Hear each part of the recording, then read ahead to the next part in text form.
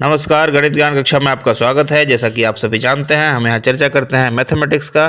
Chapter first हमने पूरा का पूरा कंप्लीट किया है, जिसमें रियल नंबर, जिसमें कि नंबर्स के बेसिस पे वहाँ पे पहले हमने डिवीजन मेथड को देखा, फिर हमने एलसीएम और एचसीएफ को देखा, फिर हमने रेशनल और इरेशनल नंबर के विषय में देखा, फिर हमने लास्ट में टर्मिनेटिंग और नॉन टर्मिनेटिंग नंबर के विषय में पढ़ा।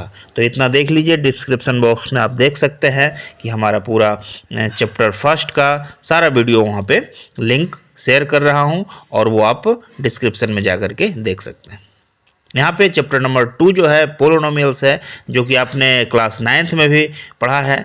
जब देखिए क्या होता है, जब दो चीज़ें एक दूसरे से संबंधित होते हैं तब उसके आधार पे हम उसके दोनों चीज़ों के संबंध को गणितीय रूप प्रदान करते हैं।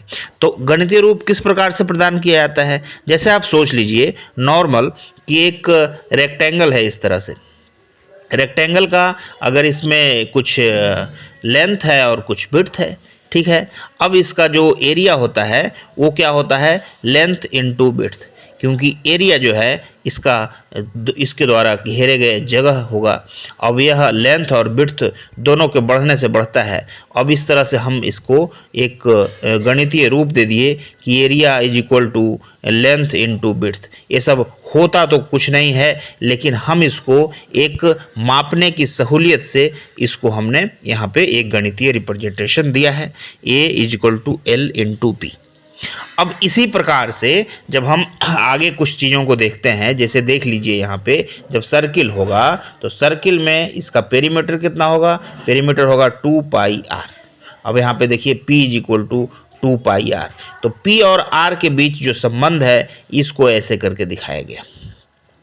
अब जब इस प्रकार से वेरिएबल्स आ जाते हैं तब इसको हम बोलते हैं, जब वन वेरिएबल होगा, जैसे केवल x है, फिर है x प्लस 2 है, तो इस तरह में वन वेरिएबल है तो इसको बोलेंगे मोनोनोमियल। अगर दो वेरिएबल रहे, जैसे x plus y is equal to 6 रहे, तो इस प्रकार के चीज़ों को बोलेंगे हम बाइनोमियल, मतलब दो आ गया। अब इस प्रकार से बहुत सारे रहे तो इसको पोलिनोमियल्स हम बोलते हैं, मतलब हिंदी में बहुपद। अब इस तरह से पदों की चर्चा जब हो गई तो इसके इंडेक्स भी होते हैं। तो जो वेरिएबल का मैक्सिमम पावर होता है वही पोलिनोमियल का इंडेक्स कहलाता है। जैसे इस प्रकार से एक्स स्क्वायर प्लस वाई लिखा हुआ है, तो यहाँ पे दो वेरिएबल है एक्स और वाई, और इसके जो मैक्सिमम इंडेक्स है 2 है, तो इसको कहलाएगा कि इंडेक्स इसका है 2। वेरिएबल का इंडेक्स है 2, तो यह कहलाएगा क्वाड्रेटिक। क्वाड्रेटिक मतलब जिसका इंडेक्स 2 हो। इस प्रकार से आप देख सकते हैं कि किस तरह वेरिएबल के टर्म्स को देखा जा रहा है और उसके इंडेक्स को देखा जा रहा है। अगर मोनोनोमियल, बाइनोमियल, पोलिनोमियल दिया हुआ है तो उसके इंडेक्स को आप पहचान जाइए और उसमें कितने टर्म्स है ये पहचान जाइए। तो आप थोड़ा सा अध्ययन करेंगे यहाँ पे तो आपका पूरा क्लियर हो जाएगा। अब अगर बाई और एक्स में रिलेशन को दिखाया गया है, y is equal to x plus 2 मान लिया दिखाया गया है, जैसे कि मान लिया कि आपका एज और आपके दोस्त का एज, और वो इस तरह से है कि y is equal to x plus 2, मतलब आपके एज में 2 साल जोड़ देते हैं तो आपके दोस्त का एज आ जाता है। अब इसको लिख सकते हैं हम y is equal to x plus 2। तो इस तरह का जब बन जाएगा तो ये इक्वेशन कहलाएगा। तो पोलिनोमियल्स, मोनोनोमियल्स और फिर इक्वेशंस और फिर डिग्री ऑफ द पोलिनोमियल्स आपने देखा यहाँ पे। अब आइए यहाँ पे एक्सरसाइज 2.1 देखते हैं। तो यहाँ पे पी एक्स एक, जैसे कि आपका ये फंक्शन होता है। आप अगर सेट थ्योरी, फंक्शन, फिर इस तरह से रिलेशन और फंक्शन पढ़े होंगे तो फंक्शन देखिए क्लास 9th में भी आप देखे थे कि किस तरह से रिलेशन अभी भी हमने देखा कि x plus 2 y is equal to x plus 2। अगर आपके और आपके दोस्त के एज में इस तरह से है कि बाई इज इक्वल टू आपके एज में 2 जोड़ दे रहे हैं तो आपका दोस्त का एज आ जा रहा है, तो इसको गणितीय रूप से हम लिख सकते हैं y is equal to x plus 2। अब इस तरह से ये जो है x प्लस 2, तो x प्लस 2 को हम क्या लिख सकते हैं कि ये x का एक फंक्शन है, तो पी एक्स लिख सकते हैं इसको। तो P x is equal to x plus 2। अब देखिए इसमें x के अलग अलग वैल्यू के लिए x को 1 रखेंगे तो अगर यहाँ पे पी एक्स का वैल्यू आ जाएगा 3, x को 2 रखेंगे तो पी एक्स का वैल्यू आ जाएगा आपका 2 प्लस 2 4। तो इस प्रकार से पी एक्स लिख दिया गया। अब यहाँ पे y equal to P x, अलग अलग क्वेश्चन में पी एक्स मतलब फंक्शन अलग अलग होगा। अब देख लीजिए सर्किल का फंक्शन जो है इसके पेरीमीटर का तो कितना है 2 पाई आर, ये आर का फंक्शन है, ये पी आर लिख सकते हैं हम, पी आर मतलब फंक्शन आर का फंक्शन है, is equal to 2 pi R. इस तरह से एक ही वेरिएबल है तो इस तरह से हम आराम से इसको लिख सकते हैं। अब देखिए इस प्रकार से ग्राफीय रिप्रेजेंटेशन दिया जाता है। जब यहाँ पे y और x दोनों होता है तो इस तरह से ग्राफ जो है x एक्सिस और y एक्सिस आपने कोऑर्डिनेट ज्योमेट्री में भी देखा होगा। अब इस तरह से यहाँ पे ओरिजिन बना लेते हैं और इसको x और y लिख देते हैं और फिर इस तरह से हम दे देते हैं। तो जहाँ जहाँ जो कर्व है, अब हम ग्राफीय रिप्रेजेंटेशन किसी का भी देते हैं, जैसे मान लिया आपका एज और आपके दोस्त का एज ही अगर आपका y equal to x plus 2 ही है, तो इसको अगर ग्राफीय रिप्रेजेंटेशन हम दें तो x प्लस 2, तो इस क्या हो जाएगा आपका y का मान हम रखेंगे अगर 10 तो x का मान रखेंगे 10 तो y का आ जाएगा 12। अब इस तरह से x का मान रखेंगे 5 तो y का आ जाएगा 7, मतलब 7।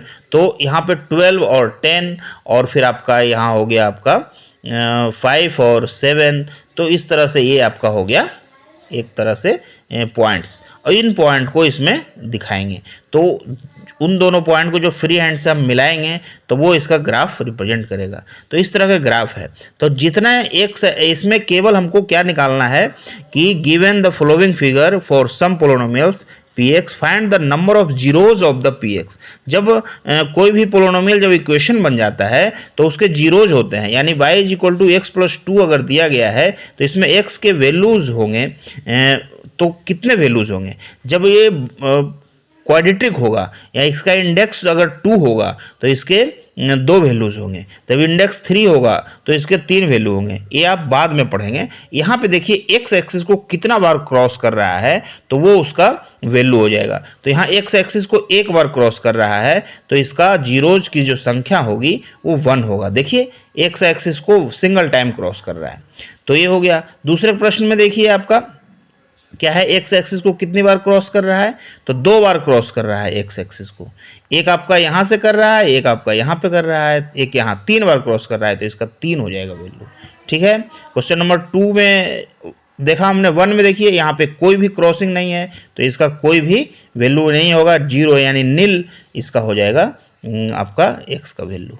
तो इस प्रकार से आप देख सकते हैं। आगे ये देखिए, ये जरूर क्वाड्रेटिक इक्वेशन का ही होगा ग्राफ, और इसको 2 बार क्रॉस कर रहा है तो 2 हो जाएगा ये।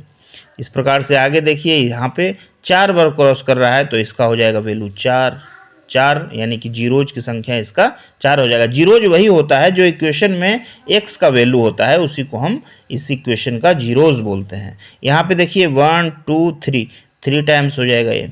तो इतने सारे वैल्यूज इसमें हो गए, देख सकते हैं आप, सारा सोल्व किया हुआ है यहाँ पे।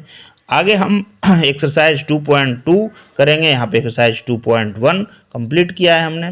तब तक के लिए धन्यवाद।